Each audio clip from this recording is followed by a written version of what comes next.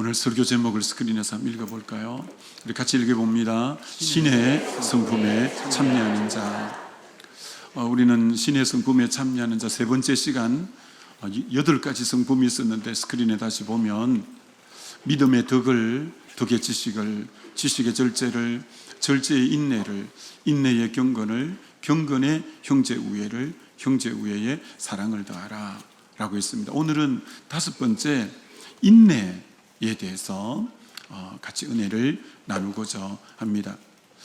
유튜브 영상 중에 3분 기적이라는 코너가 있어서 보았는데, 거기는 해외여행을 갔을 시 동양인들 중에 한국인을 알아보는 방법이 있다는 거죠. 동양인들은 외국인이 볼 때에는 중국 사람인지 일본 사람인지 한국 사람인지 별 차이가 안 나는데 딱 알아보는 비결이 있다는 거예요. 첫 번째는 관광지의 가이드가 그곳을 막 설명할 때 중간에 말을 끊고 아는 체하고 질문하는 사람은 한국 사람이라고 합니다. 그리고 식당에 앉으면 음식을 빨리 달라고 재촉을 하고 음식을 주면 10분 만에 다 먹어버리는 사람이 한국 사람이라고 합니다. 그리고 버스나 열차나 기차가 도착지에 도착해서 이제 거의 도착하고 서서히 갈 때 미리 안전벨트를 부고 일어나서 짐을 내리고 서 있는 사람은 다 한국 사람이라고 합니다. 빨간 신호등에서 파란 신호등으로 바뀌었을 때 1초만 멈추고 있으면 뒤에서 클락션을 눌리는 사람은 다 한국 사람이라고 합니다. 엘리베이터를 탔는데 가만히 있으면 3초 안에 닫히는데 그걸 못 참아서 이 닫히는 이 버튼을 계속 누르는 사람은 한국 사람이라고 합니다. 이처럼 빨리빨리 문화에 아주 익숙해져서 참 오래 참는다라는 것이 참 잘 안 되는 민족이 우리 민족이 아닌가. 근데 오늘 신의 성품 중에 하나가 바로 이 오래 참음, 인내라고 하는 것입니다. 성경 주석가 버튼이라는 분이 참 이 오래 참음, 인내에 대한 정의가 마음에 쏙 들어서 한번 보여드릴까요? 오래 참음, 인내가 뭐냐? 하나님의 신실하심을 믿고 억울한 상황과 공경에도 하나님을 확고히 신뢰하고 기다리는 삶의 태도. 하나님은 신실하시기 때문에 지금 내가 당하는 어려운 상황, 어떤 공경에 처해서도 하나님을 확고히 신뢰함으로 기다리는 삶의 태도가 곧 오래 참음, 인내라, 이렇게 말씀하고 있습니다. 야고보서 5장에 욥의 인내를 배우라 라는 말씀이 있습니다. 여러분, 욥은 정말 믿음대로 살려고 몸부림쳤던 이가 욥입니다. 욥의 자녀가 10명인데 생일날이 되면 자녀들이 그 아들네 집에 이렇게 모여서 이렇게 잔치를 하고 나면 그 다음날 그 아들의 명수대로 욥이 번제를 드리면서 혹시 자녀들이 하나님을 욕되게 했을까 해서 늘 번제를 드렸던 욥의 행사가 항상 그러하더라. 그럴 정도로 아이들에게 흠이 하나 있을까 해서 늘 하나님 앞에 예배드리고 그렇게 믿음으로 살려고 몸부림쳤는데 하루아침에 자녀 10명이 죽고 하루아침에 몸에 중병이 들고 하루아침에 그 많은 재물이 다 없어지고 종들이 다 죽는 너무나 기가 막힐 일들을 당한 거예요. 왜 그런 일이 자기에게 왔는지 알 길이 없는 거예요. 그랬지만 욥은 어떤 자세를 견지했냐면 욥기 23장 10절, 우리가 잘 아는 구절이죠. 욥이 이런 자세로 그 어려움을 다 이겨냈다는 겁니다. 그러나 내가 가는 길을 그가 아시나니, 난 왜 이렇게 고난이 왔는지 나는 잘 모르겠대요. 그러나 하나님은 아신다는 거예요. 하나님은 아시나니 그가 나를 단련하신 후에는 내가 순금같이 되어 나오리라 하면서 정말 고난을 만나도 하나님은 내 가는 길 다 아시지, 하나님이 이 고난을 통해 나를 단련하신 뒤에는 내가 정금처럼 순금처럼 되어져 나올 거다. 이렇게 하면서 하나님의 신실하심을 믿었기 때문에 지금 억울한 상황, 지금 공경에 처해도 하나님을 신뢰하는 것이 확고해서 하나님을 기다리는 그 태도가 욥에게 있었던 것을 보게 됩니다. 여러분, 인내할 때 꼭 하나 조심해야 될 게 있는데, 인내할 때 이 단어가 튀어나오면 그 사람은 인내하는 게 아니에요. 욥기 1장 22절에 참 욥이 대단하죠. 이 모든 일에 욥이 범죄하지 아니하고 하나님을 향하여 원망하지 아니하니라. 여러분에게 원망이 나와버리면 그건 인내하는 게 아니에요. 오래 참는 게 아니에요. 그 사람은 현실에 지금 머무르기 때문에 현실 보고 원망하고 그렇습니다. 근데 현실은 기가 막힐 웅덩이와 수렁이 있을지라도 하나님의 주권 아래 이 현실이 있다라고 하나님을 끝까지 믿어드리기 때문에 원망하지 않고 하나님 앞에 기도하면서 잘 참아내는, 그래서 우리는 욥의 결말을 아는 것처럼 하나님이 그 욥을 축복하시고 더 욥을 인내하고 났을 때 복되게 했던 것처럼 참 이 욥의 인내가 얼마나 우리에게 본이 되는가라는 것이죠. 정용철 이 작가 시인이기도 한데 참 그의 글은 가슴을 따뜻하게 하고 우리로 하여금 생각하는 것이 많게 하는데, 그가 쓴 글 중에 가슴에 남는 좋은 느낌 하나라는 시와 같은 글이 있습니다. 그 글에 이런 내용입니다. 보이지 않는 저 깊은 우물이 깊은지 얕은지를 알려면 돌멩이 하나를 던져보면 깊은 우물인지, 그리고 우물에 물이 많은지를 금방 알 수 있다는 거예요. 돌을 하나 펑 던졌는데 이 돌 떨어지는 시간이 제법 걸리고 돌 떨어질 때 가볍게 이렇게 물이 쫙 튀기지 않고 이렇게 중후할 때는 굉장히 우물이 깊고 우물에 물이 많다는 증거라는 것이죠. 그러면서 그는 사람의 마음을 우물에 비유했습니다. 저 사람 마음이 깊은지 저 사람 마음이 얕은지는 금방 알 수 있다는 거예요. 다른 사람이 그를 비난하거나 그를 힐난하는 어떤 말 한마디를 그에게 딱 던져봤을 때 금방 마음이 분을 내면서 즉흥적으로 반응하는 사람은 마음이 얕은 사람이라는 거죠. 여러분은 어떠세요? 정말 여러분의 마음은 깊은 우물과 같습니까? 누가 참 거슬리는 소리를 할지라도 그걸 깊이 받아서 적극적으로 반응하지 않고 참 그렇게 그가 어떤 사람의 말에 반응하는 태도를 보면 그의 마음이 깊은지 그의 마음이 얕은지를 금방 알 수가 있다라는 거죠. 출애굽한 이스라엘 백성들이 홍해를 만나고 뒤에는 애굽의 600성의 군대가 뒤쫓아올 때 그들은 숨 돌이킬 시간도 없이 원망하기 시작합니다. 애굽에서 우리를 인도한 게 고작 이런 곳으로 인도했냐? 이제 우리는 망하고 끝나고 죽었다. 애굽에 매장지가 없어서 이렇게 인도했냐? 막 원망을 막 생각나는 대로 쏟아냅니다. 그런데 머쓱하게 하나님이 동풍을 불어 홍해를 가르시고 마른 땅이 되게 해주셔서 그들을 전부 홍해를 건너게 하고 뒤쫓아오던 애굽 사람은 홍해 물에 수장시켜 버렸을 때 그들이 너무 하나님 앞에 부끄러웠습니다. 좀 생각하고 판단하고 말하는 걸 좀 더디할 걸. 조금 기다리면 하나님이 새 길을 열어주셨고 얼마든지 좋은 길을 열어주시는데 금방 원망해버린 거예요. 여러분의 말이나 판단은 인내가 필요해요. 듣기는 속히 해도 말하기는 더디해라. 여러분이 다 생각이 빨라버리고 판단이 빨라버리고 말이 빨라버린 사람은 후회하는 이유가 인내하지 못하고 즉흥적으로 반응했기 때문에 그건 다 나중에 후회하는 것이 되는 거죠. 여러분, 생각이 있더라도 그거 말로 다 표현하면 두고 후회해요. 어떻게 생각난다고 그 말로 다 표현해요? 그러면 안 되죠.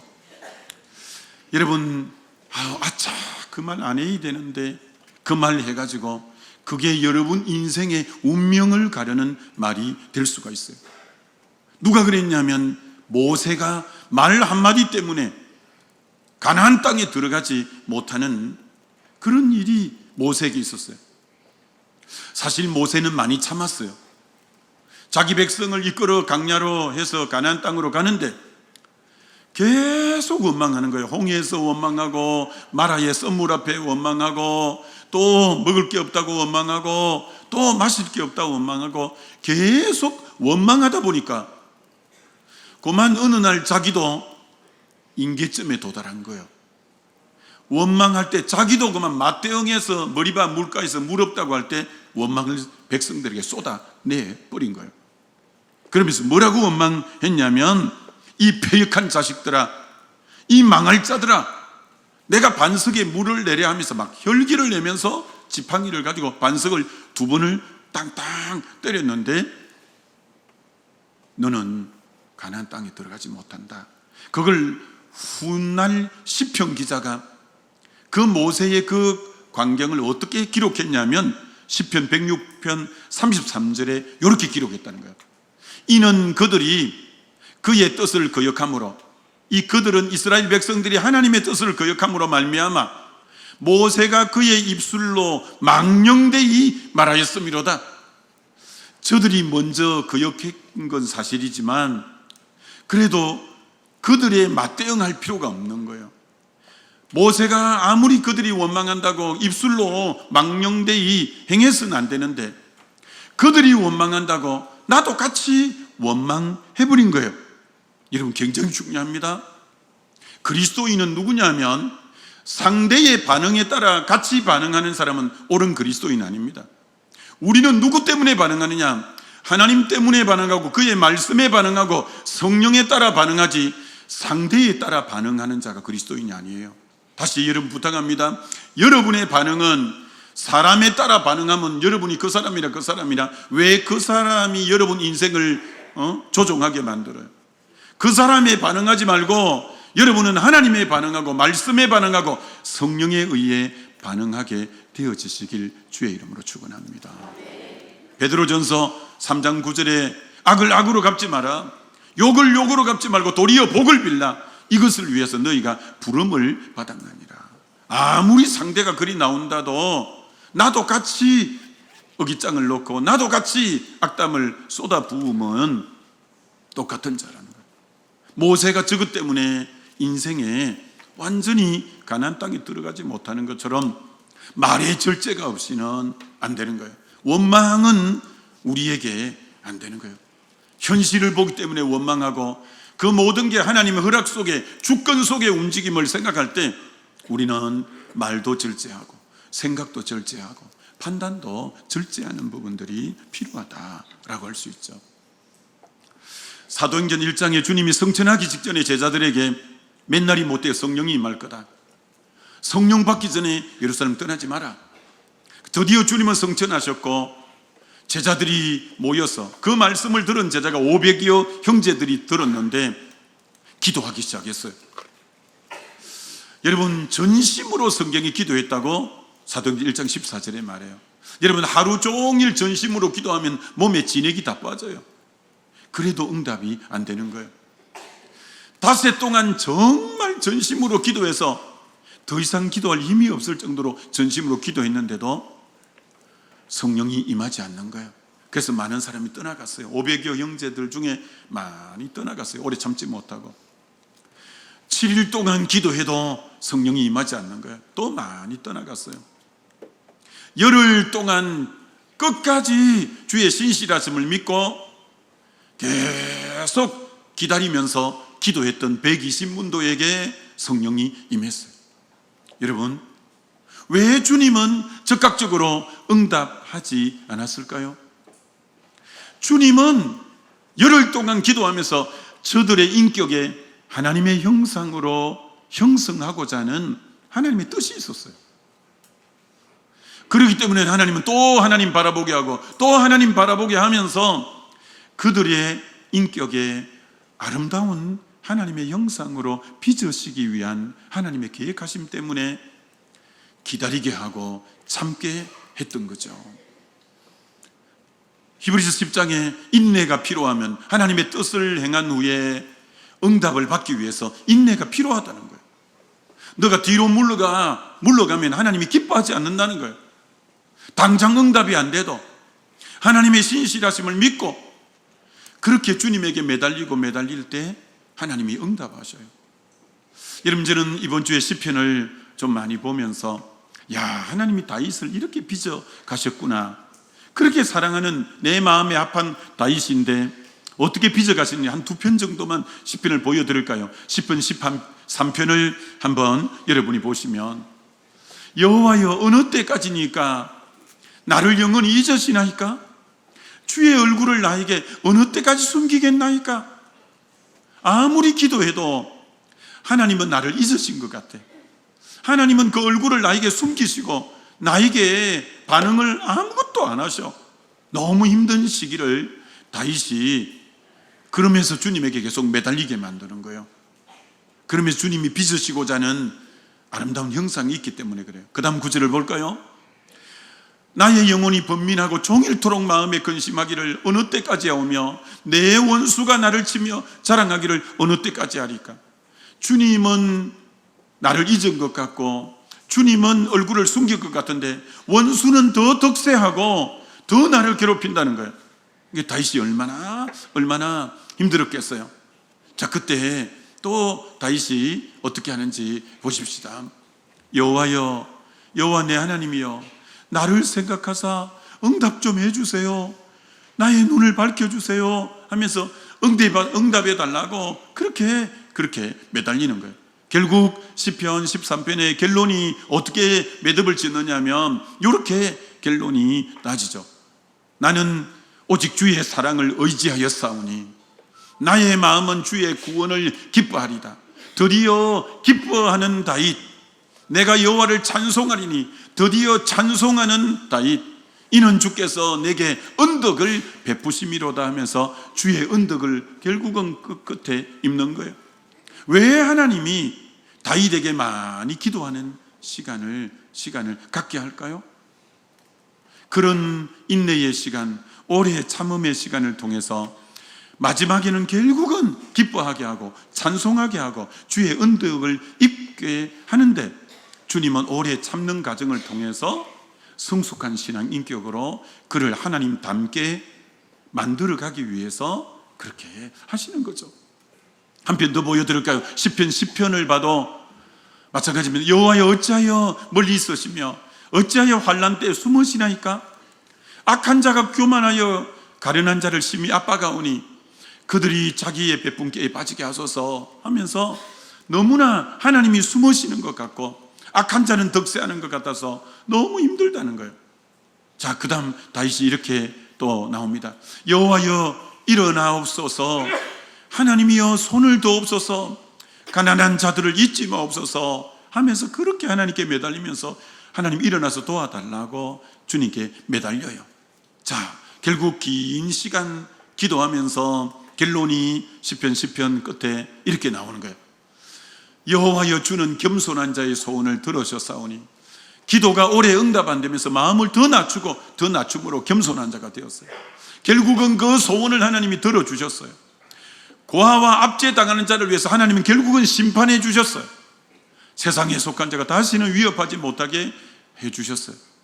항상 앞부분에는 힘들고 중간에 몸부림치는 오래 참음의 기간이 있지만 끝에는 결국은 승리하게 하시는 것처럼, 여러분이 만약에 기도하는 즉각적으로 응답이 계속됐다면 여러분 어떤 인격이 되었을까요? 아마 여러분의 인격은 정말 하나님의 형상과는 너무나 거리가 먼, 딱 기도하면 바로 응답이 되고, 예수 믿는 지금부터 지금까지 오는데 기도하면 응답이 바로 되고, 그랬다면 여러분의 인격은 형편없었을지 몰라요. 그러나 오래 기도하게 만들고 오래 주님 추구하게 만들고 그러는 가운데 하나님이 원하는 아름다운 인격으로 우리를 빚어 가시고자 하는 인내가 얼마나 이 믿음의 시련이 인내를 만들어내고 인내가 우리의 인격을 얼마나 성숙되고 온전하게 만들어 갔는가라는 것이죠. 예수님 때문에 밤모섬에 기양간 사도 요한이 자기를 이렇게 소개한 적이 있습니다. 계시록 1장 9절에 참 저 말씀 묵상하면서 여러분, 나 요한은 너희 형제요 예수의 환난과 나라와 참음에 동참하는 자라. 저기에서 하나님 나라가 나와요. 나라. 하나님이 자기를 다스리고 통치하는 하나님의 나라 좌우에 환난이 있고 참음이 있어요.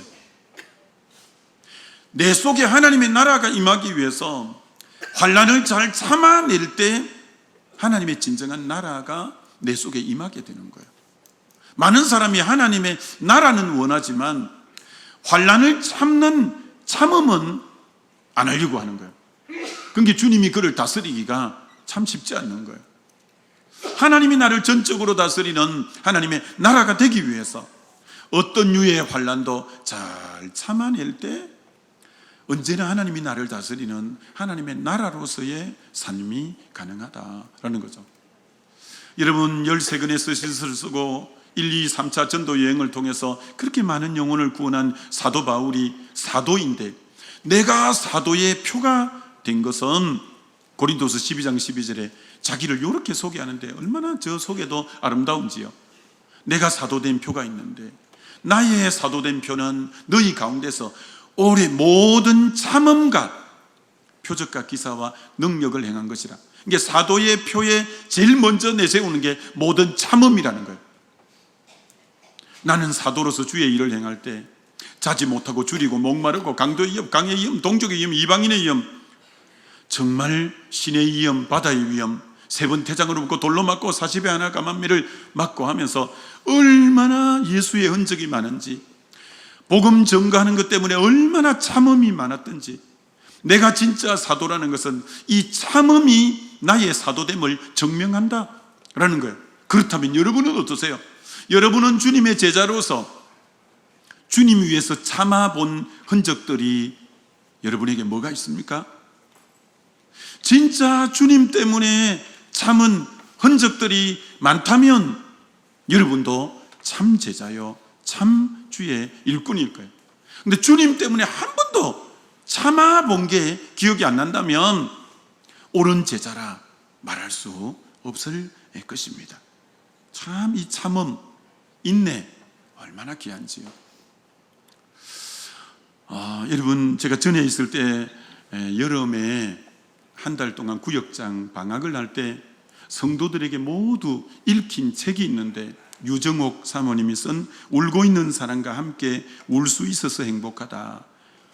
그 책의 챕터 중에 하나가 시련이라는 가면을 쓰고 라는 챕터가 있어요. 그래서 이 설교 준비하는데 그 책이 딱 떠올라서 다시 펼쳐 보았더니 이런 내용이에요. 참 이 유정옥 사모님은 아주 훌륭한 분이고 귀한 분이에요. 이분이 이런 글을 썼어요. 드디어 그날이 왔다. 군에 입대한 아들 첫 면회하는 날이다. 혹시 빠뜨린 것이 없나 꼼꼼히 챙기느라 밤새 잠을 설쳤다. 양주군 시남리 온 산으로 둘러싸인 그곳이 아들이 있는 곳이라니. 면회 신청을 하고 면회실에 가는 많은 군인들 틈에 아들을 보았다. 주먹만한 얼굴만 잠시 나왔는데 어머니가 아들을 쉽게 알아볼 수 있던 것은 이게 아름다운 사랑의 능력이리라. 면회실에 아들이 왔다. 나는 두 팔을 활짝 벌려 아들을 안았다. 얼굴을 부비며 어거 장한 내 새끼. 아들을 군대에 보내놓고 따뜻한 잠자리에 있는 것도 오히려 마음이 아팠다. 맛있는 반찬 하나 입에 넣어도 그리움이 사무쳐 목에까지 치밀어 왔다. 아들이 신던 신발을 볼 때도, 그리고 아들의 방을 둘러볼 때도 눈물이 왈칵왈칵 쏟아져 나왔다. 아들이 눈앞에 왔을 때 할 말을 읽고 그저 손을 벌려 어거 내 새끼 하면서 등을 어루만졌다. 아버지가 잠깐 자리를 비운 사이 계속 환하게 웃으며 잘 있었노라고 말하던 아들이 심각한 말을 해왔다. 엄마, 사실 난 너무 힘들어서 괴로워요. 저보다 한 달 먼저 들어온 고참이 저를 얼마나 못살게 구는지 한번 대판 붙고 정말 붙고 말 거예요. 매일 연병장을 뛰고 자기에게 와서 보고한 뒤 밥을 먹으래요. 제가 천식이 있어서 아침 일찍 뛰는 것이 너무 고통스럽고 다 뛰고 가면 식사 시간이 끝나서 밥을 못 먹어요. 아들의 말을 듣고 나니 온몸에 힘이 다 빠져나가는 것 같았다. 나는 심장이 딱 멎는 것 같은 것을 겨우 참고 우선 심호흡부터 했다. 그리고는 아들에게 이렇게 말했다. 야, 어머니가 그 아들에게 이렇게 말했다는 거예요. 이 어머니가 대단히 귀한 어머니예요. 여러분이면 그 상황에 그래? 내가 지금 너 대대장 만나러 가겠다고 막 소원수리 하겠다고 막 난리를 피울 건데 이 어머니가 이 아들이 그렇게 말하는 아들에게 이렇게 말해줬어요. 그 고참이 아무래도 자기가 쫄병일 때 비해 너가 편해 보여서 그런 것 같아. 그러니까 연병장 돌 때 더 잘 돌아라. 괴로워하며 억지로 돌지 말고 즐거워하며 노래하며 돌아라. 다 돌거든 고참에게 고맙다고 해라. 어쨌든 많은 사람 중에 너에게 관심을 가져주는 것은 고마운 거 아니니? 어떤 것보다 확실히 믿어야 할 것은 하나님은 우리의 모든 것을 선으로 바꾸신다는 것이잖니. 그렇게 아들에게 말해 준 거예요. 떨어지지 않는 발걸음을 돌려 집으로 돌아온 후 나에게는 하나의 일거리가 생겼다. 새벽 기도를 마치고 난 시간, 아들이 연병장을 뛰는 시간이어서 나는 우리 동네 초등학교 운동장을 같이 돌았다. 그렇게 한 달이 되어갈 즈음 아들에게 편지가 왔다. 이 세상에서 가장 사랑하는 어머니로 시작되는 아들의 편지를 읽으며 나는 하염없이 눈물을 흘렸다. 아들의 편지 내용은 이랬다. 어머니, 저는 오늘에서야 하나님의 축복이 시련이라는 가면을 쓰고 오는 것을 알았습니다. 그동안 연병장을 뛰면서 때로는 화가 나고 자존심도 상하고 그날로 단번에 끝장을 낼 생각까지 했습니다. 그런데 오늘 완전군장을 하고 구보를 하면서 저는 엉엉 울고 말았습니다.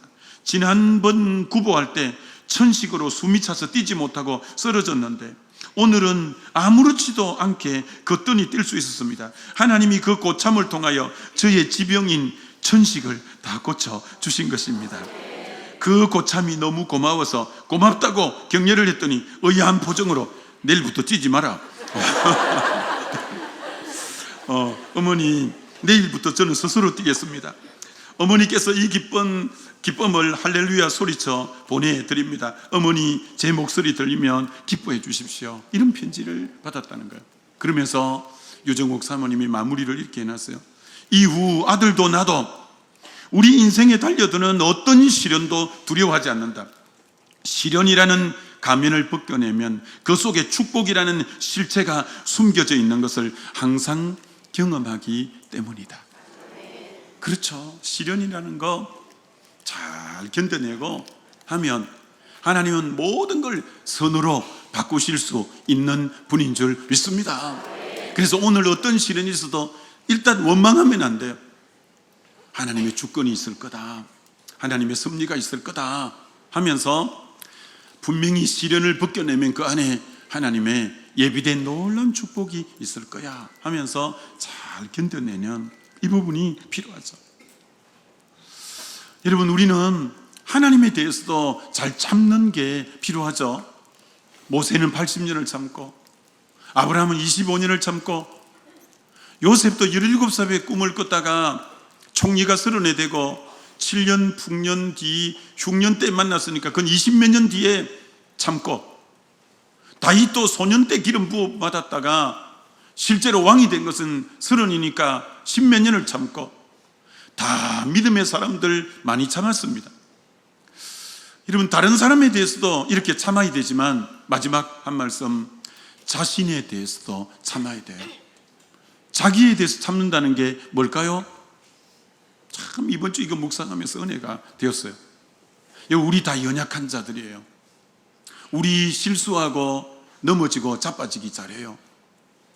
근데 많은 사람들이 자기 실수를 자기가 용납 못하고 한 번 넘어지고 한 번 잘못한 것을 마치 영원히 잘못한 것처럼 자기를 정죄하고, 내가 잘못했으면 하나님께 나가서 하나님 죄송합니다 하고 긍휼을 구하고 은혜를 구하고 하면 되는데 계속 자기를 정죄하고 있다는 거죠. 하나님이 우리를 받으실 때 로마서 5장에 죄인 되었음에도 불구하고 원수 되었음에도 불구하고 연약함에도 불구하고 경건치 않음에도 불구하고 하나님이 나를 받으셨는데, 왜 하나님은 나를 사랑하는데 나는 나를 사랑해 주지 못하는가?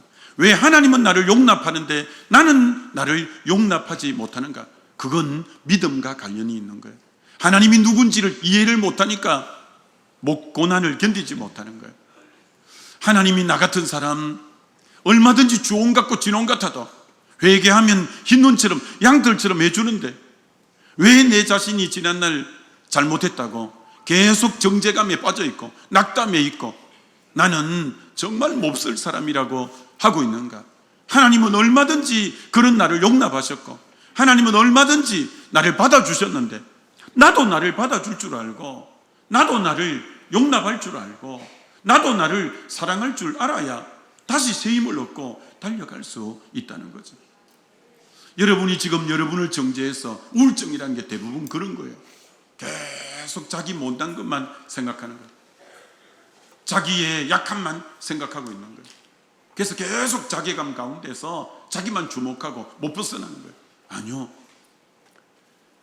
꺼져가는 심지도 정말 상한 갈 때도 꺾지 않는 하나님이 나 못난 거 다 알고 구원해 주셨고 받아주셨는데 왜 자기를 용납하지 못하고 있겠냐는 거죠.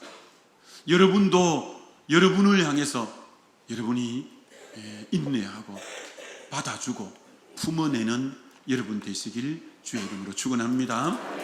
이 인내라는 아름다운 성품 저와 여러분 다 갖게 되어지시길 주의 이름으로 축원합니다.